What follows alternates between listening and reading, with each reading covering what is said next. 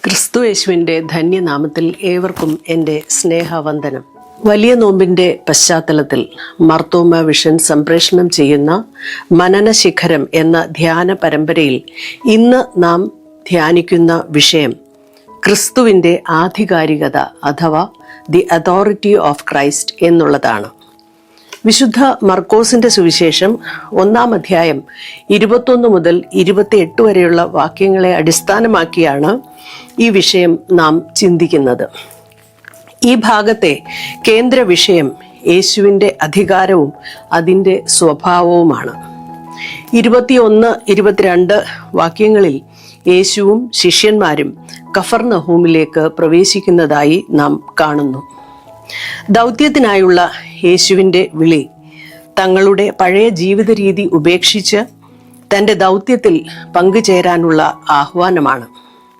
അത്തരത്തിൽ യേശുവിനെ പിൻചെന്ന ശിഷ്യന്മാരെയും കൂട്ടിക്കൊണ്ട് യേശു കഫർനഹൂമിൽ നിന്ന് തൻ്റെ പ്രേഷിത ദൗത്യം ആരംഭിക്കുകയാണ്. പാരമ്പര്യമായി മതപണ്ഡിതർ മാത്രം ചെയ്തിരുന്ന ധർമ്മോപദേശം എല്ലാ വിലക്കുകളെയും ലംഘിച്ചുകൊണ്ട് യേശു ചെയ്യുന്നു. യേശു ശാസ്ത്രിമാരെ പോലെ പഠിച്ച പാഠങ്ങളുടെ ഉരുവിടലല്ല നടത്തിയത്. യേശു തൻ്റെ ജീവിതത്തിൽ നിന്നും ആളത്വത്തിൽ നിന്നും പ്രവർത്തിച്ചതാണ് പഠിപ്പിച്ചത്. യേശു പങ്കുവെച്ച സുവിശേഷം പ്രവൃത്തി ആവശ്യപ്പെടുന്ന സുവിശേഷമാണ്. ദൈവം നമ്മിൽ നിന്ന് ആവശ്യപ്പെടുന്നത് ശാസ്ത്രിമാർ ആവശ്യപ്പെടുന്നതിലും വളരെ കൂടുതലാണ്. ശാസ്ത്രിമാരുടെ പരമ്പര വ്യാഖ്യാനം അപര്യാപ്തമാണ് എന്ന് യേശു സൂചിപ്പിക്കുന്നു. ഗിരിപ്രഭാഷണത്തിലും കൽപ്പനകളുടെ പരമ്പരാഗത വ്യാഖ്യാന മാതൃകയെ യേശു തകർക്കുന്നുണ്ട്.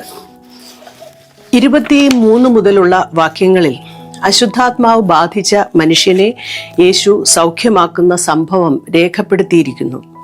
യേശുവിനെ അഭിമുഖീകരിക്കുമ്പോൾ ഞങ്ങൾക്കും നിനക്കും തമ്മിൽ എന്ത് എന്ന അശുദ്ധാത്മാവിൻ്റെ ചോദ്യം, യേശു അതിനെ ശാസിക്കുന്നത്, അതിൻ്റെ ഉച്ചത്തിലുള്ള നിലവിളികൾ, ആ മനുഷ്യനിൽ നിന്ന് പുറത്തു കടക്കൽ, ഇവയെല്ലാം നാം ഇവിടെ വായിക്കുന്നു. ഇവിടെ അശുദ്ധാത്മാവിനെ ശാസിക്കുമ്പോൾ അത് യേശുവിനെ അനുസരിക്കുന്നു. മറ്റു ഭാഗങ്ങളിൽ കാറ്റിനെ ശാസിക്കുന്നതും അവ അവനെ അനുസരിക്കുന്നതും നാം സമാനമായി വായിക്കുന്നുണ്ട്. പ്രകൃതി ലോകത്തിനും അമാനുഷിക ലോകത്തിനും മേൽ അധികാരമുള്ളവനാണ് നമ്മുടെ കർത്താവ്. മർക്കോസിന്റെ സുവിശേഷം 1-ാം അധ്യായം 21 മുതൽ 3-ാം അധ്യായം 6 വരെയുള്ള ഭാഗത്തെ പ്രധാന പ്രമേയം യേശുവിൻ്റെ അധികാരത്തിൻ്റെ വിഷയമാണ്. ഭൂമിയിൽ പാപങ്ങളെ ക്ഷമിക്കാൻ മനുഷ്യപുത്രന് അധികാരമുണ്ട് എന്ന് യേശു 2-ാം അധ്യായം 10-ാം വാക്യത്തിൽ പറയുന്നുണ്ട്. വ്യക്തികളെ ഒറ്റപ്പെടുത്തുകയും തളർത്തുകയും ഒറ്റപ്പെടലിനും ശിഥിലീകരണത്തിനും കാരണമാകുന്ന ഒരു ജീവിത ശൈലിയിലേക്ക് അവരെ കീഴ്പ്പെടുത്തുകയും ചെയ്യുന്ന ശക്തികളെ യേശു കൺഫ്രണ്ട് ചെയ്യുകയാണ്.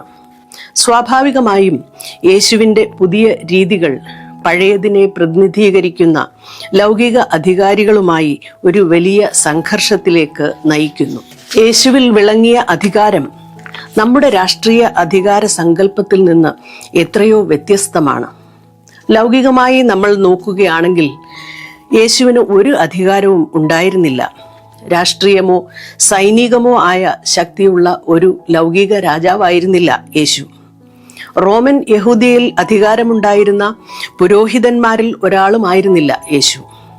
യഹൂദ പാരമ്പര്യത്തിന്റെ അധികാരമുള്ള ഒരു ശാസ്ത്രി പോലുമായിരുന്നില്ല യേശു. അപ്പോൾ പിന്നെ എന്താണ് യേശുവിൻ്റെ അധികാരം? താൻ ചെയ്യുന്നതും പറയുന്നതും ദൈവത്തിൻ്റെ ഹിതവും സത്യവുമാണെന്ന പരമമായ ആത്മവിശ്വാസം, അതായിരുന്നു യേശുവിനുണ്ടായിരുന്ന ഏക അധികാരം. പരമമായ സ്നേഹമാണ് ആ അധികാരത്തിൻ്റെ ഊർജ സ്രോതസ്. നൽകുന്നതിലൂടെ വളരുക എന്നതാണ് അതിൻ്റെ തത്വം. കീഴടക്കലല്ല, ഉദവി ചെയ്യുക എന്നതാണ് അതിൻ്റെ ലക്ഷ്യം. അപരോന്മുഖതയാണ് ആ അധികാരത്തിൻ്റെ സ്വഭാവം. തനിക്കു വേണ്ടി അധികാരം നേടാനല്ല, മറിച്ച് മനുഷ്യരാശിയെ സേവിക്കാനാണ് യേശു തൻ്റെ അധികാരം വിനിയോഗിച്ചത്. 1 കൊരിന്ത്യർ 8-ാം അധ്യായം 9 വിശുദ്ധ പൗലോസ് സംസാരിക്കുന്ന എക്സൗസിയ അഥവാ പരമാധികാര സ്വാതന്ത്ര്യം ഇതാണ്. മറ്റുള്ളവരുടെ നന്മയ്ക്കായി പ്രയോഗിക്കുന്ന പരമാധികാര സ്വാതന്ത്ര്യം. അധികാരത്തിനുള്ള അവകാശവാദമല്ല, ദൈവിക മഹത്വം വെളിപ്പെടുത്തലാണ് ക്രിസ്തുവിൻ്റെ അധികാരത്തിൻ്റെ ഉള്ളടക്കം. അത് മനുഷ്യന് ആരോഗ്യവും ശാന്തിയും സ്വസ്ഥതയും അനുഗ്രഹവും കൊണ്ടുവരുന്നു. എല്ലാവരെയും തന്നിലേക്ക് ആകർഷിക്കുന്ന അപ്രതിരോധ്യമായ ഒരു ശക്തിയാണത്. യേശു ദൈവത്തിൻ്റെ അധികാരത്തിന് അനുസൃതമായി പ്രവർത്തിച്ചു.